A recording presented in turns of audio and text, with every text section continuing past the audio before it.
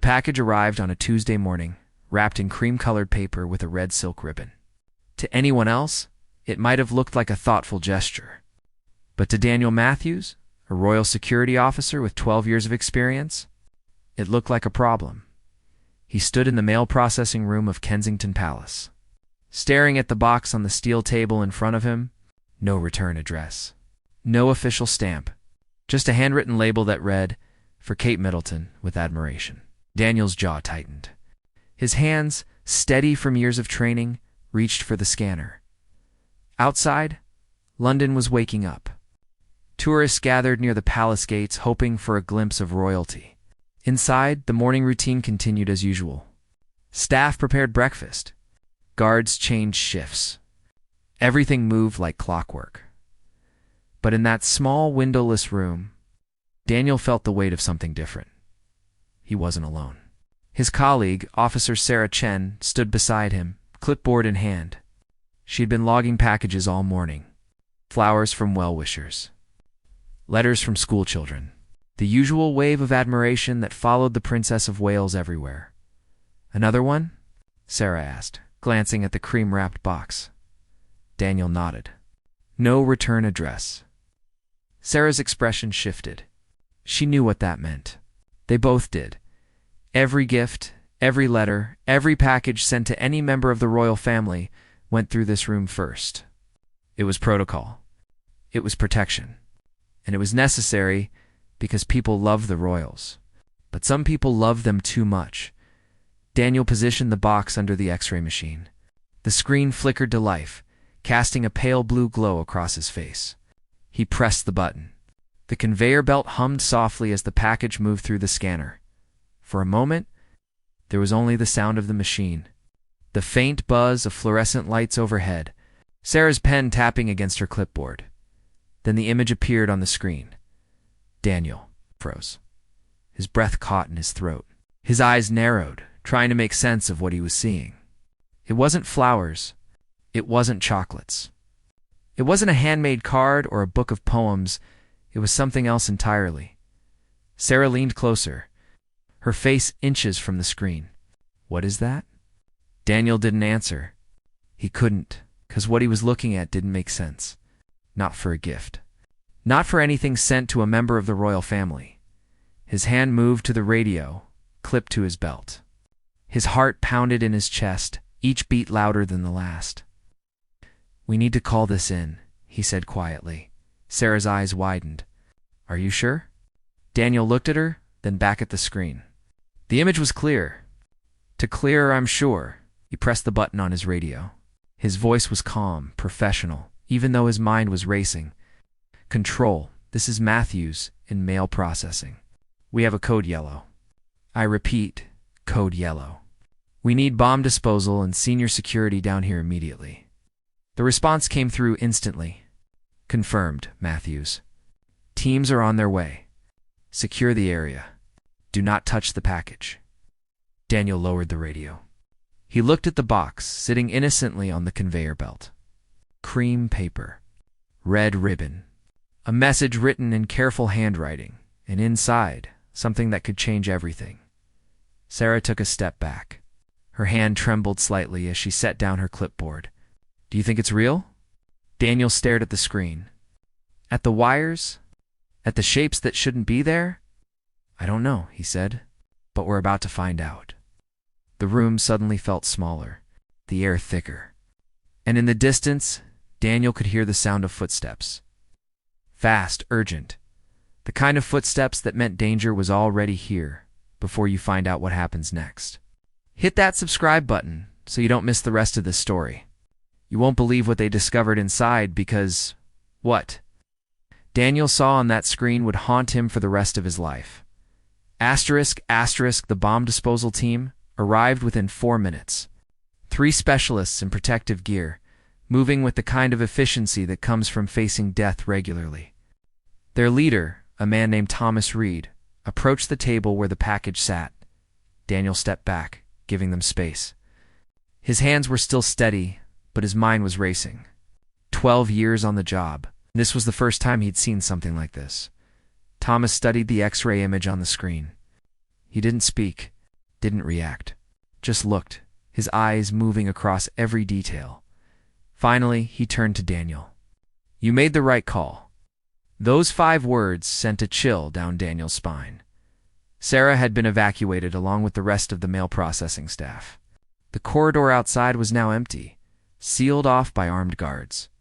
Somewhere above them, the palace continued its morning routine, unaware of what was happening in the basement, unaware that danger had walked right through the front gates. Wrapped in pretty paper, Thomas pulled out a portable scanning device. More advanced than the standard X-ray, he moved it slowly over the package, his face illuminated by the screen's glow. "Talk to me," one of his team members said through the radio. "What are we looking at?" Thomas was quiet for a long moment. Then he spoke, his voice measured and calm. "We have what appears to be a cylindrical device, approximately 6 inches long, multiple wires, a battery pack, and something that looks like a triggering mechanism." Daniel's stomach dropped. Those weren't the words you wanted to hear. "Not ever. Not here. Is it live?" The voice on the radio asked. Thomas moved the scanner again, checking the internal components. "It appears to be armed. Yes. But there's something else." "What?" "The configuration doesn't match any standard explosive device I've seen. The wiring pattern is unusual, almost deliberate." Daniel frowned. "What does that mean?" Thomas glanced at him. "It could mean whoever made this wanted it to look like a bomb. Or it could mean they're using a design we haven't encountered before. Which is worse?" Daniel asked. "Because if it's fake, we still can't open it without being sure. And if it's real, we don't know what we're dealing with." He straightened up, pulling out his phone. He dialed a number, waited. "Sir, it's Red. We have a situation at Kensington. I need the full team, and I need authorization to evacuate the West Wing." Daniel heard the response through the phone's speaker, a sharp, authoritative voice. "Evacuate." "How serious is this, Thomas?" "Serious enough that I'm not taking chances. If this thing goes off, we're not just talking about one room. The blast radius could reach the main corridor." There was a pause.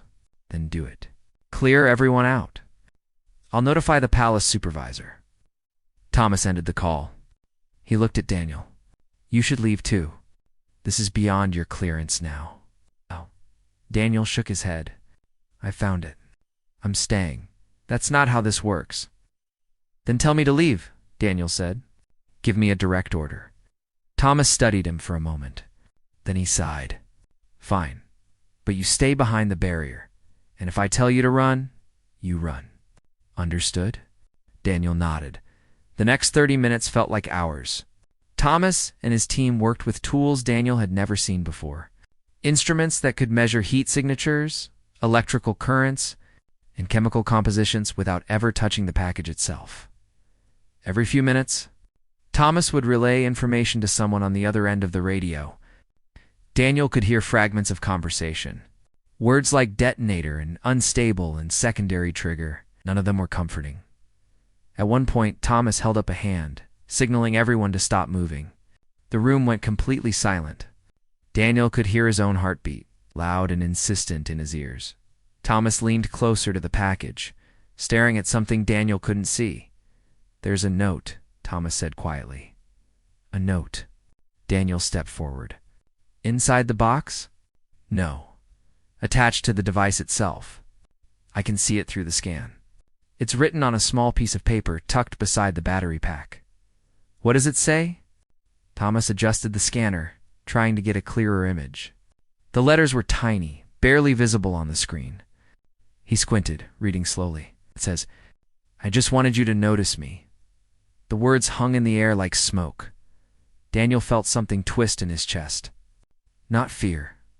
Something else. Something sadder. "Whoever sent this," Thomas said softly. "They wanted attention. They wanted to be seen." "But why?" Daniel asked. "Why go this far?"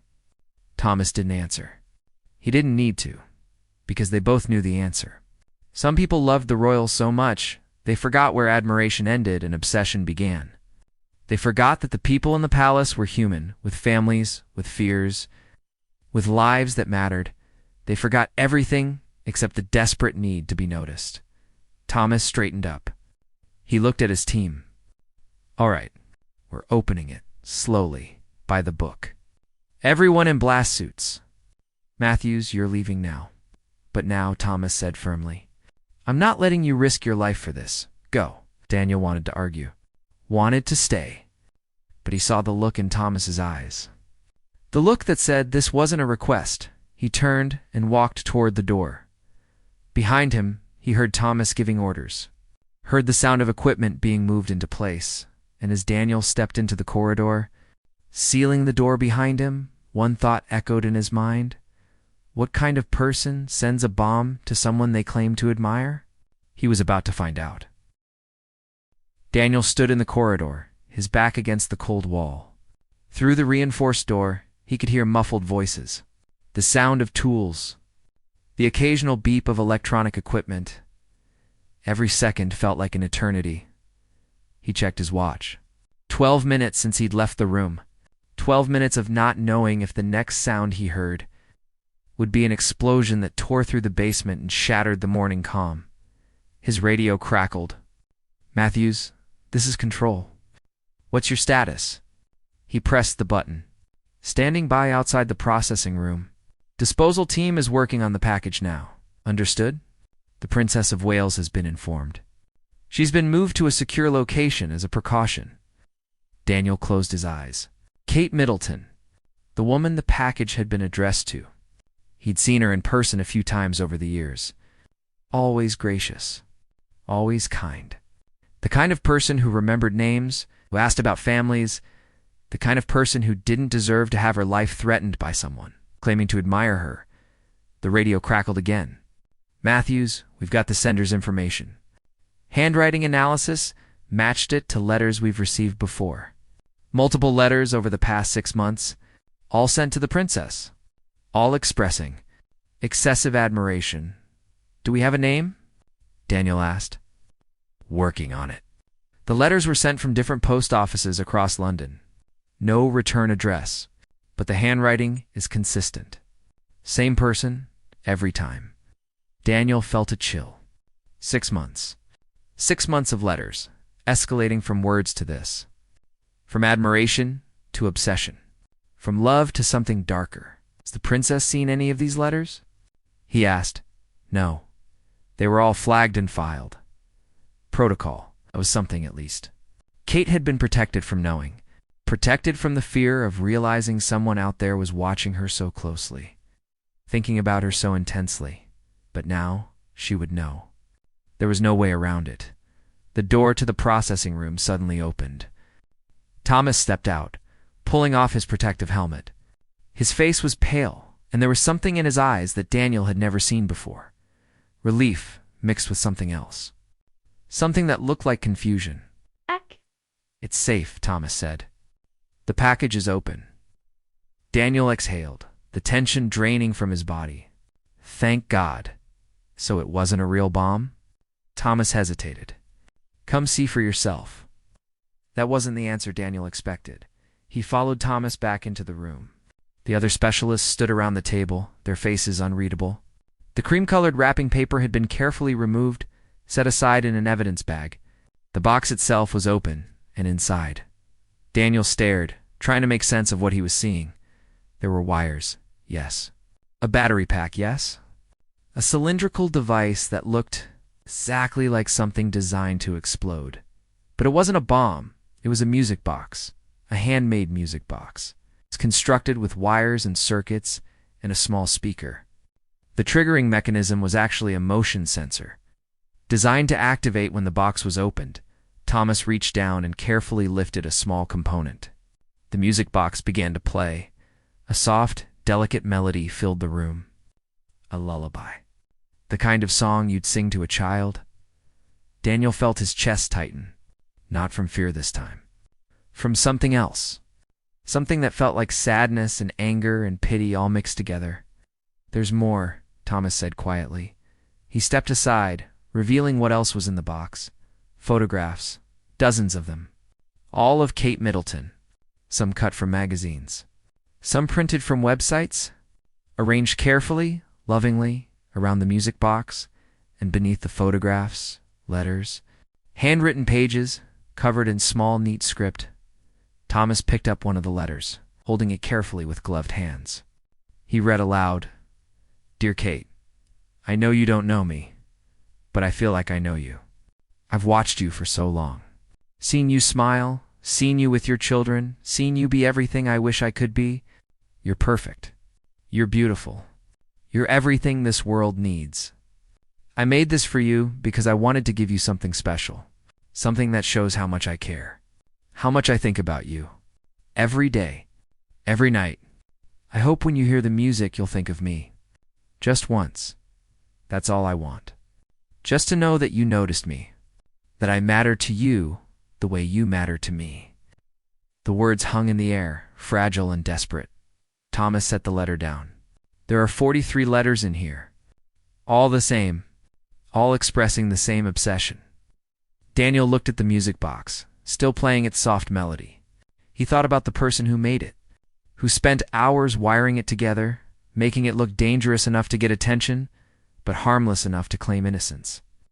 "This wasn't meant to hurt her," Daniel said slowly. "It was meant to scare us, to force us to bring it directly to her attention." Amos nodded. "Exactly. If it had looked like an ordinary gift, it would have been screened and filed away. She never would have known.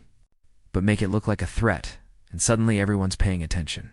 Suddenly, it becomes important." "It's manipulation," Daniel said. "Emotional manipulation. It's obsession," Thomas corrected. "And it's dangerous. Because someone who goes this far doesn't stop. They escalate." Daniel's jaw tightened. "Do we know who sent it?" "Forensics is pulling fingerprints now. The handwriting matches previous letters, so we should have a lead soon." "But Daniel," Thomas paused, his voice dropping. "This person knows the palace routines, knows how mail is processed. They knew exactly how to make this package look threatening enough to get past initial screening, but not obviously dangerous enough to be destroyed on sight." "You're saying they've been watching, learning?" "Saying they've been planning this for months. Maybe longer." Daniel looked at the photographs scattered around the music box. Kate's face smiling in every image. Unaware that somewhere in London, someone was collecting these pictures, studying them, building an entire fantasy around a person they'd never met. The music box wound down, the melody slowing until it stopped completely. The silence that followed felt heavy. "We need to find them," Daniel said. "Before they try something else?" Thomas nodded. "We will." "But Daniel, there's something else you should know." "What?" Thomas picked up another letter from the box. This one was different, shorter, written on different paper. He read, "If you don't notice me this time, I'll have to try harder. I'll have to make sure you can't ignore me. I'll have to come closer. Please don't make me come closer." Daniel felt ice in his veins. "This isn't over," Thomas said quietly. "This was just the beginning. Somewhere in London, someone was waiting. Watching the news, waiting to see if their gift had been received, waiting to see if they'd finally been noticed." The forensics team worked through the afternoon. Fingerprints were lifted from the box, the letters, the music box itself.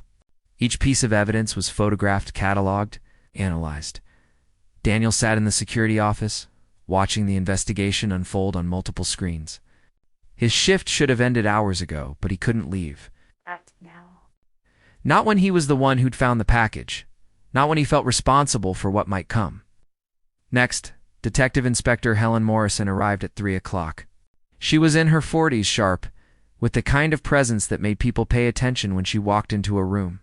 She'd spent 15 years working protective services for the royal family.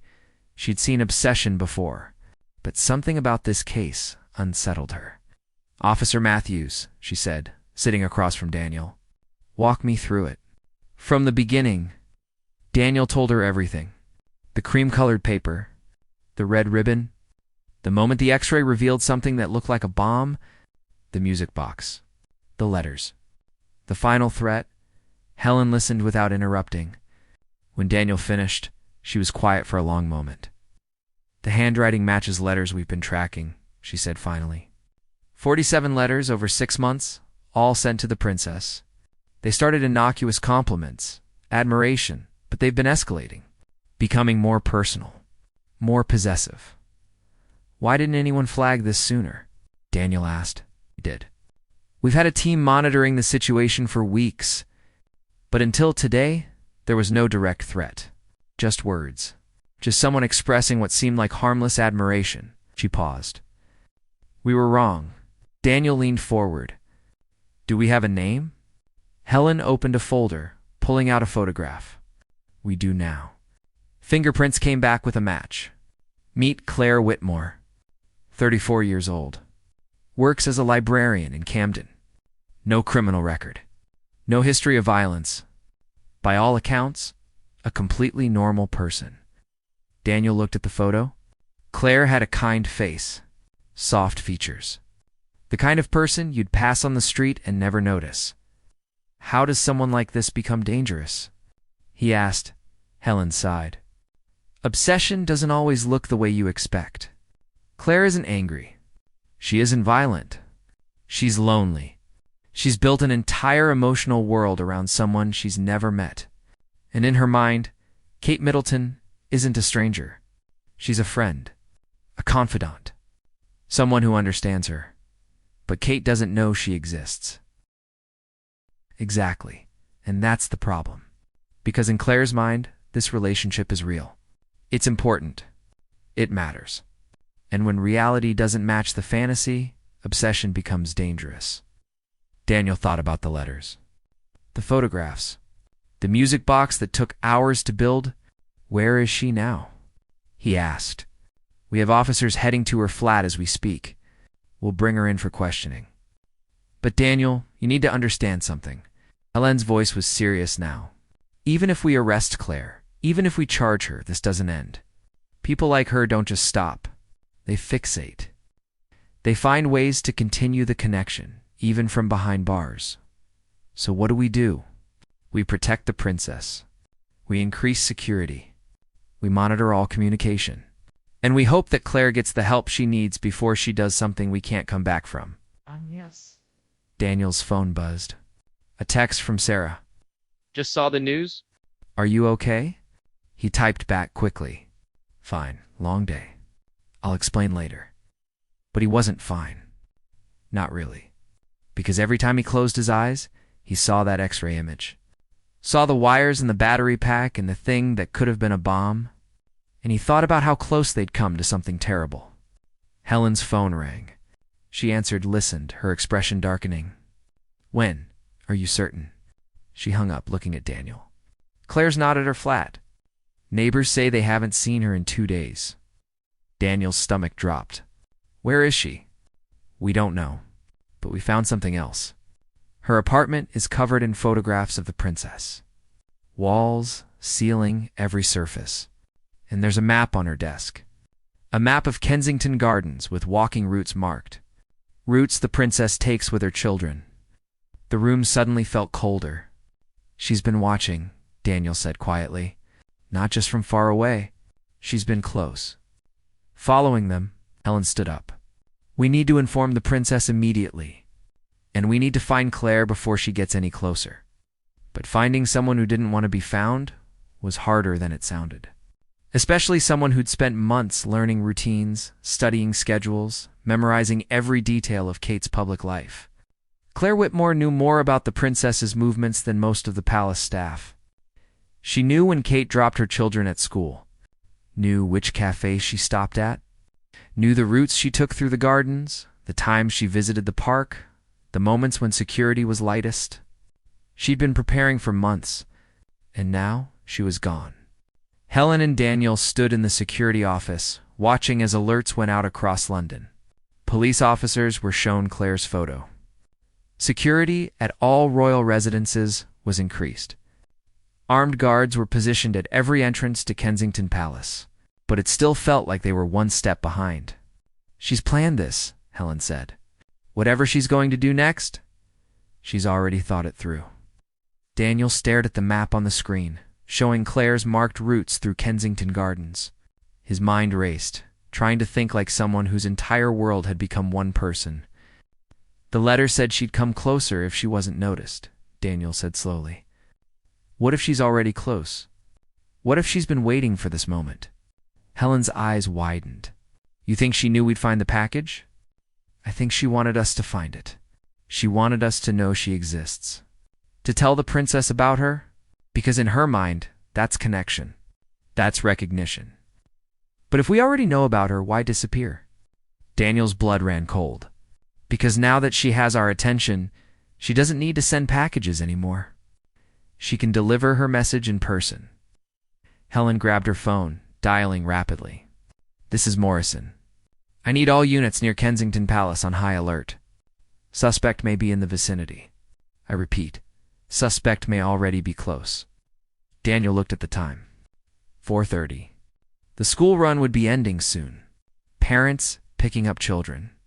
The normal chaos of afternoon routines. The perfect time to blend into a crowd. Where are the princess's children?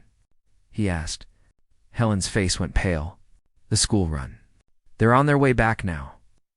Daniel was already moving, grabbing his radio, heading for the door. Because somewhere in London, Claire Whitmore was watching, waiting, and she was done being invisible. Asterisk, the school was 15 minutes away. Daniel rode in the security vehicle with 3 other officers. Sirens silent, but lights flashing as they cut through London traffic.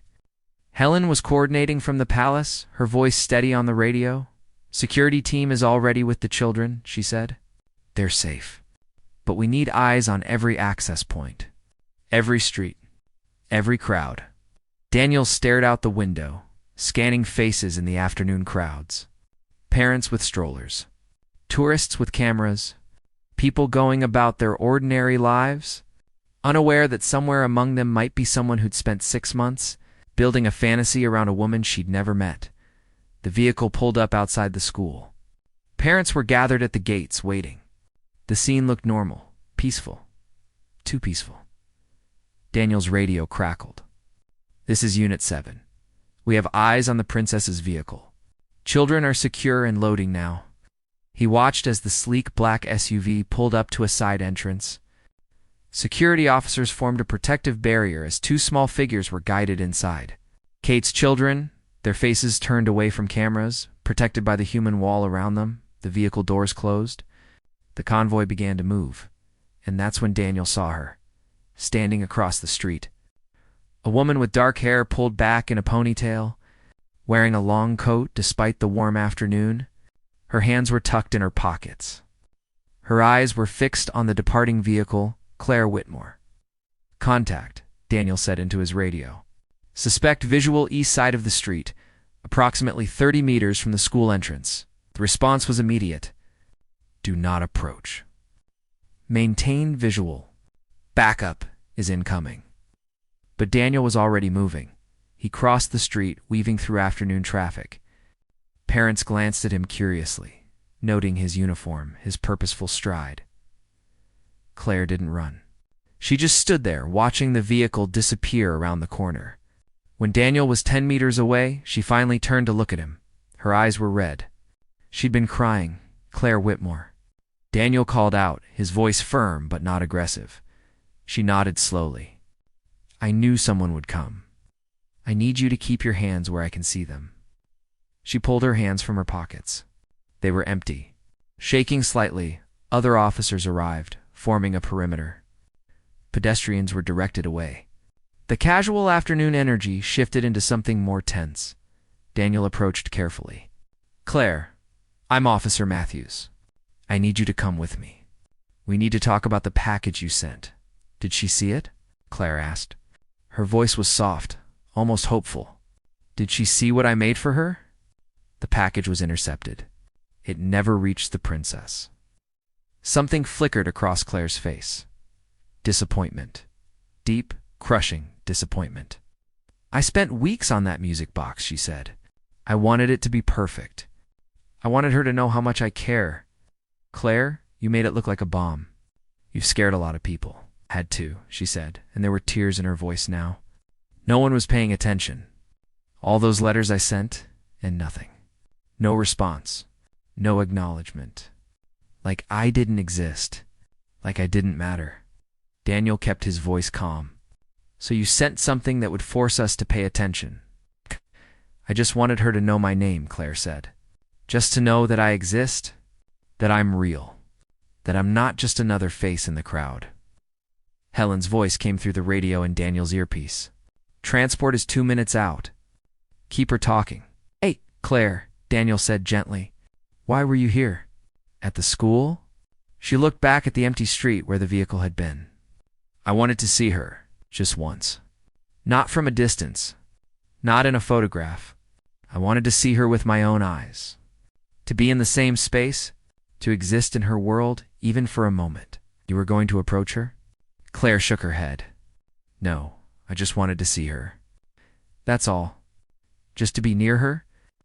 But Daniel saw the way her hand twitched toward her pocket. Saw the way her eyes kept darting back to the street. What's in your pocket, Claire? He asked. She hesitated. Then, slowly, she pulled something out. A letter. Sealed in an envelope. Kate's name written on the front, in that same careful handwriting. I wrote her one more letter, Claire said. To explain everything. To help her understand.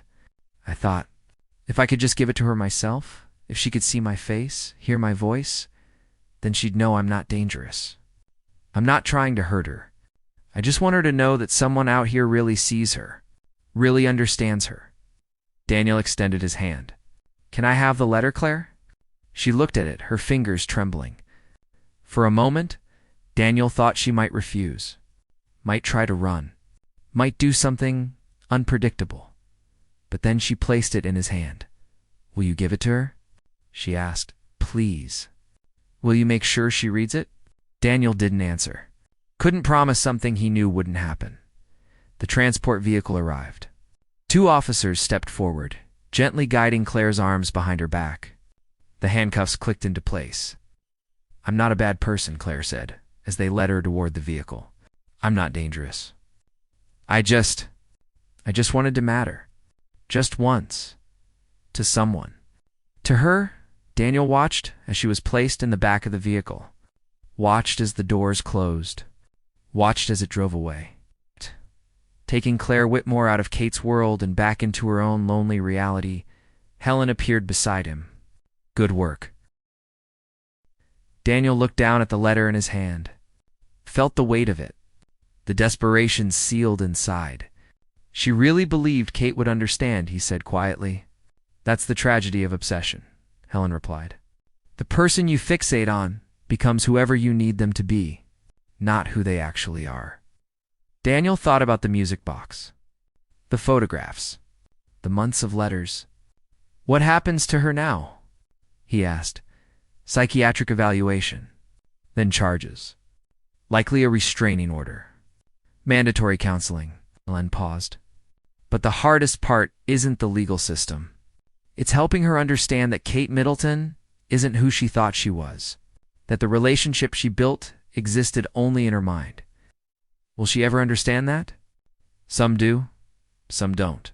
Some spent the rest of their lives convinced they were misunderstood, that if only they'd had one more chance, one more moment, everything would have been different. Daniel looked at the letter again. Should I read it? It'll be entered as evidence. You'll have to eventually. He carefully opened the envelope. Inside was a single page, covered in that familiar handwriting. Dear Kate, he read aloud. I know they think I'm dangerous. I know they think I want to hurt you. But that's not true. I would never hurt you. You're the only light in my life. The only thing that makes sense. When I see you smile, I forget about everything else. The loneliness. The emptiness. The feeling that I'm invisible to the world. You make me feel real. You make me feel like I matter. I know we've never met. I know you don't know me. But in my heart we're connected. We always have been. And I just needed you to know that someone out here loves you. Really, truly loves you. Not because you're a princess, but because you're you. That's all I wanted to say. That's all I needed. Just to be seen. Just to matter. Just for a moment. Yours always, Claire. Daniel folded the letter carefully. Helen was quiet beside him. She's not going to stop, is she? Daniel asked. Not easily, Helen admitted. The restraining order will help. The counseling might too. But Claire has spent 6 months building a world where Kate Middleton is her everything. Dismantling that world will take time. Maybe years? And in the meantime, we stay vigilant. Daniel looked up at the sky. The sun was setting, painting London in shades of orange and gold. Somewhere in the city, Kate Middleton was with her family, safe behind palace walls, unaware of the letter in Daniel's hands. Unaware of the woman who'd built a shrine to her in a Camden flat. Unaware of how close obsession had come to her world. But Daniel knew, and he would remember. Because the package wrapped in cream-colored paper had taught him something important. Sometimes, the most dangerous gifts come from people who claim to love you. Asterisk, 3 weeks later. Daniel stood in the same mail processing room where it all began. The morning routine had returned to normal. Packages arriving. Letters being scanned. Sarah was back at her station, clipboard in hand. But nothing felt quite the same. Daniel had read the full case file on Claire Whitmore. Learned about her childhood, her struggles with loneliness, her history of forming intense, one-sided attachments. The psychologist's report described it as parasocial relationship disorder taken to an extreme. Claire hadn't just admired Kate Middleton. She'd built her entire sense of self around her. The court had mandated treatment. Claire would spend time in a psychiatric facility, working with specialists who understood obsession and its roots. But the restraining order was absolute. She could never contact Kate, never approach her, never send another letter. For Claire, it meant losing the one person who'd made her feel less alone. Even though that person had never known she existed, for Daniel, it meant understanding how fragile the line was between admiration and obsession, how someone could cross it without even realizing. Another one, Sarah said, pulling Daniel from his thoughts. He looked over. Another package, wrapped carefully, addressed to the Princess of Wales. His chest tightened. Just for a moment, Sarah must have seen it on his face because she quickly added, "It's from a children's hospital in Manchester. Return address verified. They send her drawings from the kids every month." Owie. Daniel relaxed. Right, of course. He scanned it anyway. On the screen, he saw exactly what Sarah had described. Drawings. Cards. Nothing dangerous. Nothing suspicious, just children expressing genuine, innocent admiration for someone they looked up to. The difference was vast. And yet sometimes it started the same way. "You okay?" Sarah asked. Daniel nodded. "Yeah, just being careful." "We're always careful," she said gently. "But we can't live in fear of every package. Most people are good, Daniel. Most admiration is healthy." She was right. But Daniel couldn't shake the memory of that X-ray image. The wires. The battery pack. The music box that had been built with such care, such obsession. His shift ended at noon. He walked through the palace corridors, past tourists on guided tours, past staff preparing for afternoon events. Everything moved with its usual rhythm. He passed a window overlooking the gardens and stopped. Kate Middleton was there, walking with her children. She was laughing at something one of them said, her hand resting on a small shoulder. Security walked nearby, maintaining respectful distance but ever present. She looked happy, relaxed, unaware of the package that had been sent. Unaware of the woman who'd spent months watching her, following her, building a fantasy around her. That was good. That was how it should be. The princess shouldn't have to live in fear. Shouldn't have to wonder if every person in a crowd was someone who'd crossed the line from admiration to obsession. That burden fell on people like Daniel, people who stood between the public and the royals, watching for the moment when affection became dangerous. His phone buzzed. A text from Helen Morrison. "Claire's first evaluation went well.